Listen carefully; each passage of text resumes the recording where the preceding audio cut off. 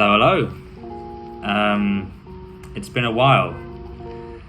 A lot has happened, and I hope everyone is well. And hello to Future Sam as well, because this video will be interesting, and I'll be saying why, but I'll definitely be looking back on this throughout the next year. But there's been a lot happen, and I'm gonna cover that in that kind of topic in another video because it needs to be covered. But in the meantime, today's video is going to be focusing on kind of how to prolong time in a meaningful way. And what I kind of mean by that is like how we use our time kind of alters the perception of like the flow of it. I'll get more into it in a second, but for now I am currently in Vietnam on my final couple of days of my trip with my tour, and then I've been having some resting days in this really nice chill hotel, like kind of treating myself a bit. So yeah, very happy about it, and it's given me some time to actually chill and just collect my thoughts, because things have been so busy over the last couple of months and haven't had much headspace with everything, and it was nice to have a distraction at the beginning of this trip as well, because I was racing around all these activities, which has been great, but it's also been good to have some chill days at the end, which is what I wanted to do as well. Just sit in the hotel, eat, sleep, sit on the sun lounger, go to the swimming pool, read my book, watch TV, and get the energy back and just have some time to myself to think before coming back to the UK. And this is also one of the things which I'm doing as well, which is these videos, because the time and having something to think about and just having some reflections, but also thinking about stuff for next year as well. But it's been great. So yeah, just kind of been pampering myself a bit. Even finally shaved like the beard that got quite long, and in the middle of the shaving I went for a kind of was like this, and I was like, the goatee doesn't look too bad, so I thought I'll give it a go, have it a couple of days just to see, because I've never actually had one before. It will probably go when I get back to the UK, but I like it, and I'll keep it for a couple of days at minimum. We'll see what happens when I get to the UK. I might give it a bit of a trim, because I don't have a trim. I just had to use a razor, and I haven't used a razor in probably 8 years. It's always been the electric trimmers. So yeah, with the video today, just chilling in the hotel room, the main element of it is, again, talking about kind of prolonging time. Not that I need to prolong time, but it's kind of a consequence of what I'm going to be talking about, which is, I guess, just being more selective with time, but also being more conscious about what I do with my time.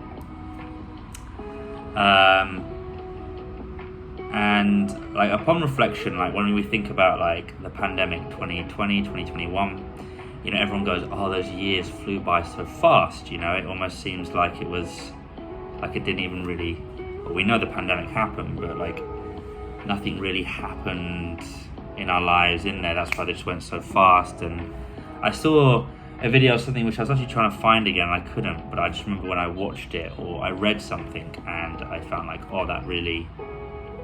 that was like a very cool message, and it made me reflect on it. And it was this idea that, if you do maybe meaningful or memorable experiences, you will prolong like the time, like you will prolong how long the year feels. Maybe it doesn't go as fast. Time flies when you're having fun, but also I feel like when you look back over the year, when you have like markable moments, memories, activities, trips, it makes the year seem more rich, and it seems like it's more prolonged because of just like the amount of kind of almost markers. And I think because of 2020 and 2021, when we look back at it, there aren't that many kind of markers. We didn't have holidays or many memorable moments because it was just very repetitive. It was, a lot of lockdown, a lot of working inside, very limited on the routine front, or like the possibility front. And so like there were no markers in the year, and it just went by really fast. And then I look back to 2019, and that year, like, I did a lot. I traveled to like 13 countries, had lots of different like kind of memories with friends and stuff, and that was a very enriching, and it felt like a longer year, and it almost feels like you prolong your life a bit more by just having more of those enriching activities in it, rather than just the kind of the day-to-day of like the repetitiveness, and you don't remember that. You don't remember the small comforts of like, you know, that maybe that takeaway, or watching the TV, or just chilling. So I think for me, I'm thinking about it particularly more coming into next year, is being more conscious with how I use my time, and trying to do more meaningful stuff. And I don't mean as in like, there's a balance, right? Because I'm not going to go like, oh, I'm gonna like sign up to do these classes, I'm gonna be doing these socials on these weekends, I'm gonna be doing these trips all the time. I'm not gonna like filling my schedule or like cramming everything in and just trying to like enrich it with more. I'm saying just kind of being conscious of like what I actually want to do, and eliminating stuff that, if I think about it in a broad spectrum, or when I look about it, if I reflect on things that maybe I did 3 years ago, I probably wouldn't remember. It's just about, I guess, being selective, of having that balance of like doing things that I actually find meaningful, I actually find fun and enriching and memorable,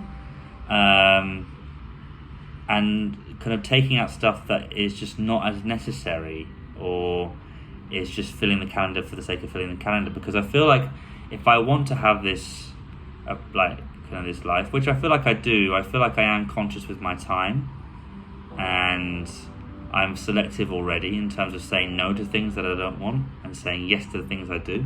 I just want to do that more, and I guess I also want to maybe plan a bit more about the things that I do want to do, be even more conscious about it, really. So this is not a case of like a seismic change, it's more a case of just kind of committing even more to the stuff the approach that I already take, right? Because I think it will just enrich me a bit more. Because when I go on these trips, solo trips, or when I go with friends, I reflect and think, oh, these are amazing. And then, you know, for example, when I think back to last year, one of the main memories for me is probably going to Malaga with Dan and Ryan, you know? And it was just a very chill experience.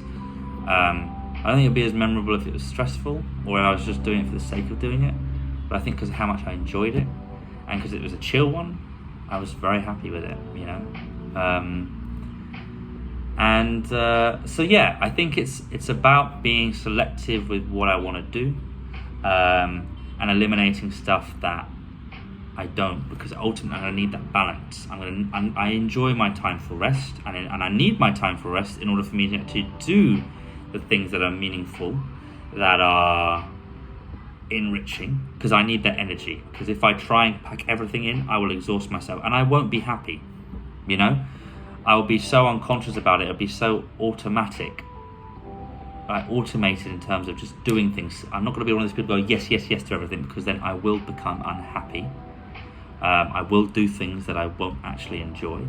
I'll like go to drinks with work colleagues rather than go and have a cinema night at, say, Lawrence and Harriet's house, which I love.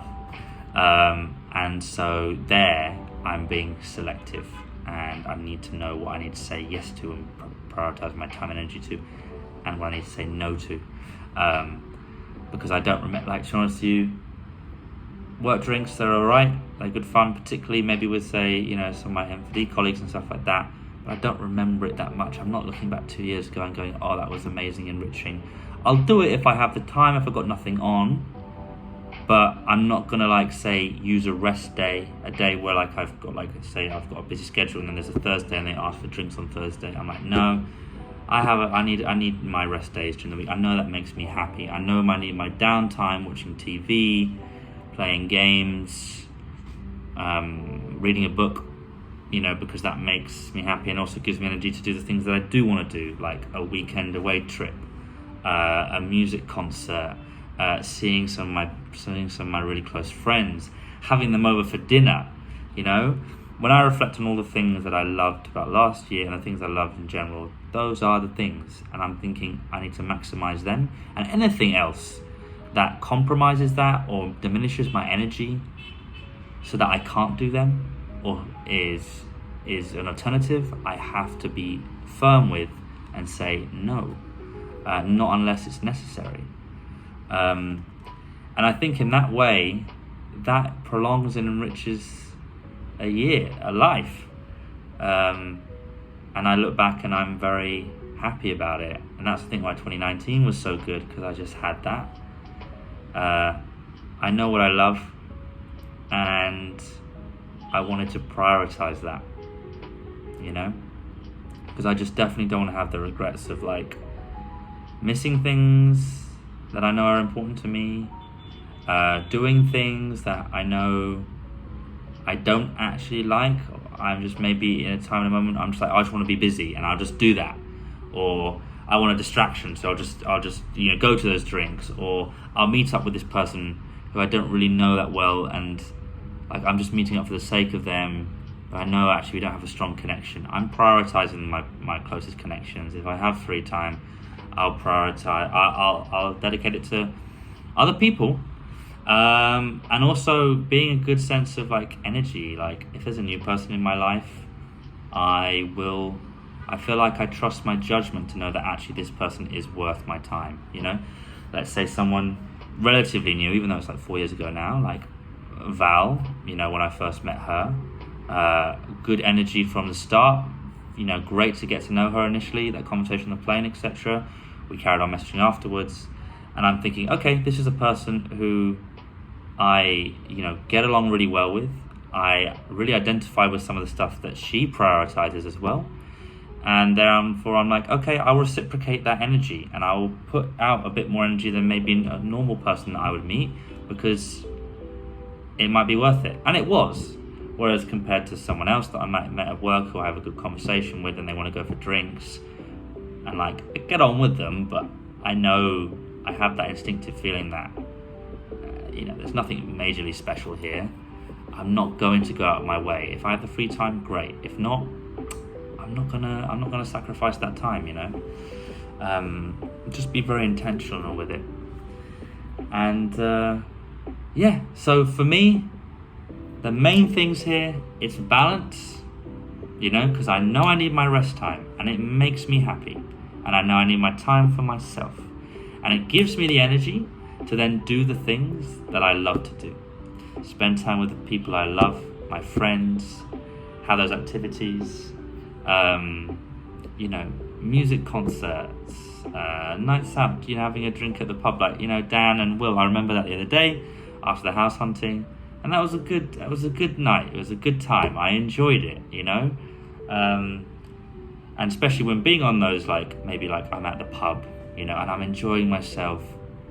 Sometimes I need to just say, look, I might feel tired, or this means I might have less sleep, but I'm enjoying myself, and I will remember this, and it will be a great experience.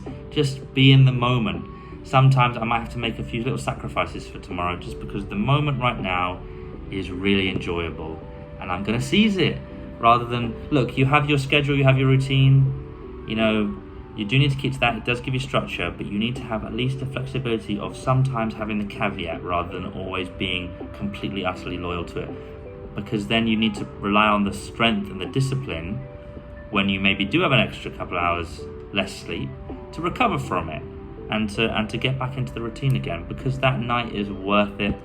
I think about it with Lawrence and Harriet's Stendu, at the time when the party finished, the club finished, etc. Dan was saying about going to the casino afterwards, and I was thinking, in my head, like part of me was thinking, I'm just really tired, I'd love to go home and get a night's sleep, and I'd say that's a really good night.